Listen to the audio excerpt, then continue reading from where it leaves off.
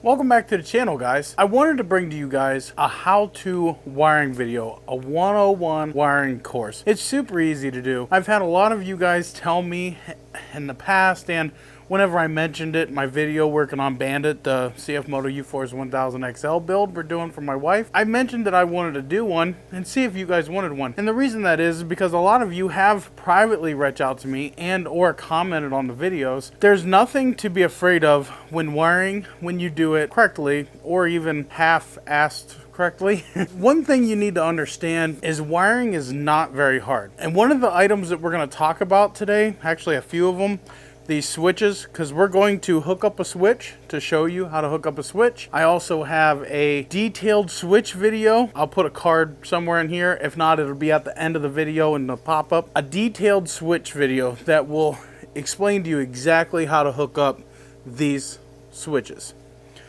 We're going to talk about the switch panel. This is what the video is going to be focused around today, is the switch panel, but we are going to show some basics on the switches here. And the reason why we're picking to go with the switch panel is because for guys like you that are kind of afraid to do wiring, this is going to help you simplify things so much. It's not going to be as complicated, and trust me, it's not complicated, but you may think that it is. And at one point in time, I thought that it was. But this switch panel we're going to talk about, you can find it on my website, www.rngperformance.net. I'll have that over there, and I'll have lots of other things. Now, those things do sell fast, so I don't even know how many I got in stock, but I do have some coming. We're going to bring you in a little closer, and we're going to dive on over to this board and kind of go over a few things with you and show you how, because it's not real hard. And I know a lot of you have told me, R.N.G, I want to take it to the dealer and let them do it. Listen, I have seen a lot of shoddy work that these dealers can do, and I know from you watching my videos, you will do a lot better job and save you some money. I promise, I promise. So let's bring you in. So for demonstrational purposes today, we're going to be using a red marker to simplify red wire for positive, black marker to simplify black wire for negative, ground, and a blue marker to simplify a remote. These are the most common colors in the automotive and off-road industry. Yes, you'll see other colors like yellow, blue, brown. In this case, we use blue as positive, brown as ground. I always try to use the darker colors as ground. We're going to keep it all original. And when working with LEDs, you may see blue as power or yellow as power, so forth. You'll want to read the instructions just to find out what is your positive and your negative. But we're going to simplify it: red, black, and blue. The blue we're not going to use so much, but I'm going to show you. We have a set of LED whips here, and we're going to want to wire it into our switch panel that I sell on my website, which is the same switch panel you've seen me install on Bandit, okay? But we need to wire in this switch panel first. This switch panel is super simple to wire in. What you're going to want to do is you're going to want to connect your positive. We're going to bring it all the way over here to the battery. Or, in my case, I tied it into the winch controller, okay? But either or, you can do that. If you bring it over to the winch controller, you won't need to fuse it, because there's a fuse that goes from this controller to the battery. If you bring it all the way over to the battery, you got to fuse it at the battery side. And I would go with a 40 amp fuse. That's plenty for this application. It's not overkill and it's not underkill. So remember, if you bring it over and tie it into your winch controller, your winch wire that goes to the battery is already fused. But if we're not using this, we're bringing it over to the battery, you're going to want to buy a fuse. Now, this kit does come with a breaker, a waterproof breaker, so you already get it. You just need to tie it in at the battery side, not up here, at the battery side. And the reason for that is, if you get a break in this wire and it starts arcing across the frame, it's going to catch that wire on fire. Not this side, but this side. This is where the short's going to be. So we'll talk about that. We're going to get it out of the way. We're going to move on to the negative. And what you're going to want to do with this negative, you got two options. You can bring it all the way down to the battery, which you can do that. Nothing wrong with it. I don't recommend it. Because coming from a car stereo side of things, which is what I'm used to, I grew up doing, you want to keep your negative as short as possible. So you can find any spot on the frame. We're going to draw a frame here, and a lot of spots on the frame has a metal bolt. So we're just going to tie it in there. It can be a foot, 2 feet, 3 feet. I recommend under 3 feet though. It's not super critical for what we're going to be utilizing today, or anything that you'll utilize on this panel really. You could run it all the way to the battery. Some of these control panels, not the one that I sell, but some of these on the market, they come with a remote wire. And what this remote wire does is it turns it on from key, switch, power. So there's your key. It'll turn it on when the key comes on. This will come on. The one that I sell doesn't do that. It's got a simple on and off button. And no, it will not drain your battery. It turns it off. It'll sip just barely a little bit of juice. If you don't run your machine for like a month, yeah, it may. But also, so can the rest of the system that you have hooked up drain your battery as well as cold air. So, in order to get keyed power, a lot of them will come with a fuse tap. That's what I call them. And you'll find one of these fuses, which you can do with our famous handy dandy test light. Find out which one is keyed power. This is not really going to draw any amperage, so any one of these fuses that are keyed you can use. When you turn the key on, it'll juice that up. It'll tell the box, okay, you can turn on. The one we sell doesn't need this, which is why I like it. You just gotta remember to not leave it on. Nonetheless, you'll see it lit up, and if all your stuff is off, this thing will run for forever turned on. You're ready to hook up your first accessory, okay? And we're gonna say whip. That button there, this is the control panel that goes in your dash. That button there is for the whip, okay? We're gonna run our positive. We're gonna, whoop. There I am, hooking it up wrong. That's all right, we'll fix it. Plus, negative. We'll run our positive right into this switch box. We have one choice, two choices.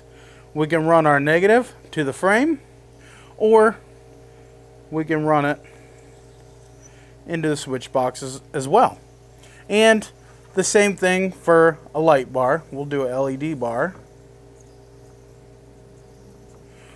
Got 2 wires, plus, negative. We'll run negative. We'll run plus. So now we have 2 already hooked up. That's simple, super simple.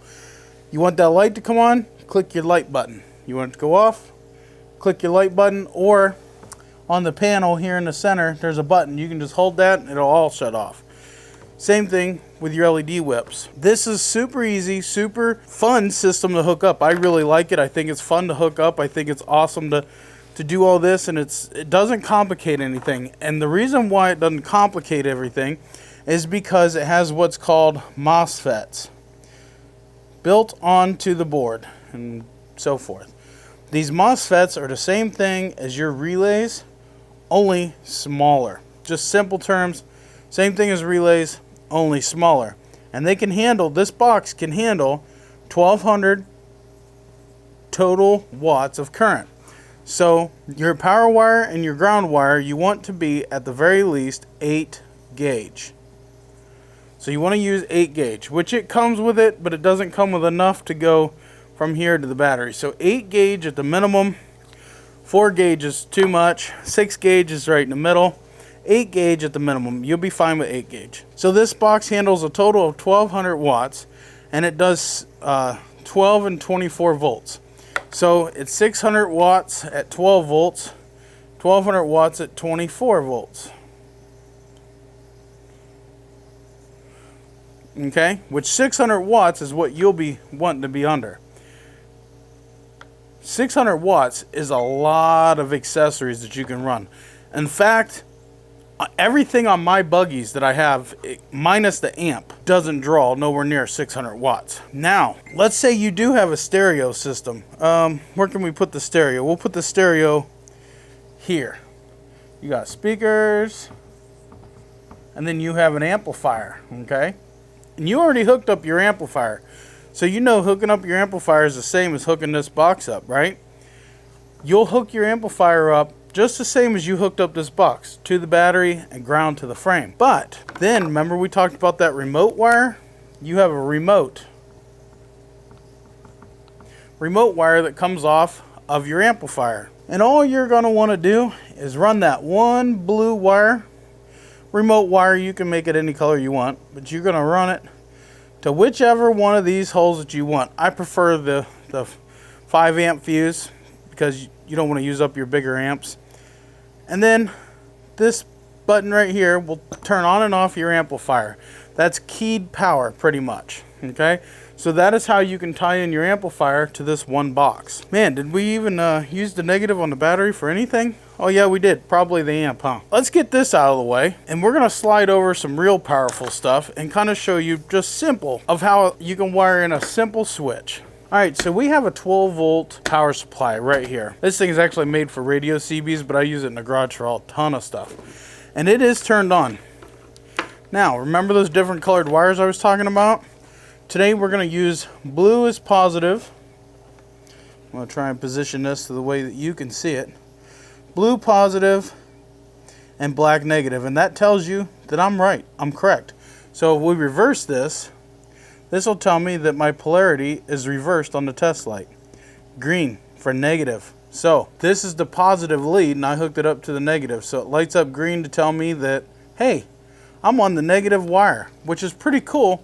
This is a monster test light. I've had this thing for years, probably about 7-8 years or so. And there we go. We're hooked up to the right one. Now we know we got power going to that. We're going to hook it up to this switch. I have a full wire diagram and explain how to wire these switches if you choose to go this route. I honestly though, by the time you get done buying all these switches at 10-12 bucks a piece, you really don't want to skimp out on these switches, but by the time you get done buying 5 or 6 of these switches and all the wiring and the relays that you have to use when using light bars, you have to use a relay with these. So buying relays and wiring and all the time doing it, you might as well just buy that switch panel that we was talking about. But nonetheless, we're going to want to switch on the 12-volt side, which is right here. So we're just going to hook this up temporarily. We're going to put that lead on the minus. Just reiterate, hooking up this switch is easy when you leave out the LEDs. I have detailed on how to get the LEDs to work.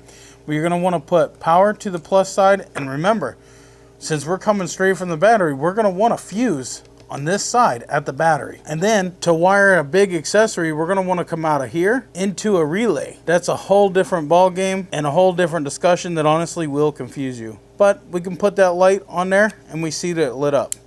Off, on, off, on. Simple, that easy, that simple. Now if you want the LED lights to light up, you can put power, or ground I should say. You can ground that out, but these, yeah, just get that switch panel. So guys, just to reiterate, this is the panel that I was talking about, and these are what I was wiring the wires into, which I will be showing you on camera how to do that in detail. And remember the wire I was talking about that needs to go to the battery and the ground? Well, I ran it over this winch relay and powered it through that. Now guys, I do hope that that really helps you out in wiring 101. Because it's really not that hard to do once you do it a few times. Now there's another discussion we could talk about wire gauges. I'm going to just simplify it for you. Real easy, simplify. So if I wire light bars or light pods, I use 14 gauge. It's plenty. You could go to 12 gauge and be perfectly fine. I run 14 gauge, haven't had no issues. 14 gauge can carry a lot of current. LED lights such as whips and light bars, they really don't carry a lot of current. Now I know there's a bunch of jargon on there that says 400 watts, 500 watts. They don't draw that. That's what they put out. They put out equivalent to a 400 or 500 watt light, but they sip the power. They don't pull hardly anything. So I use 14 gauge CCA, which is copper clad. It's not the best wire, but it'll get the job done. It'll last. It'll be okay as long as you're using them heat shrink connectors that you guys see me using in my videos. All right, guys, That's today's video. I want to thank you for stopping in and watching and enjoying it. If you have any questions, leave me a comment down below and I'll be happy to assist and help you in any way that I can. Thank you guys. Merry Christmas. Peace out. God bless. And we'll see you in the next one.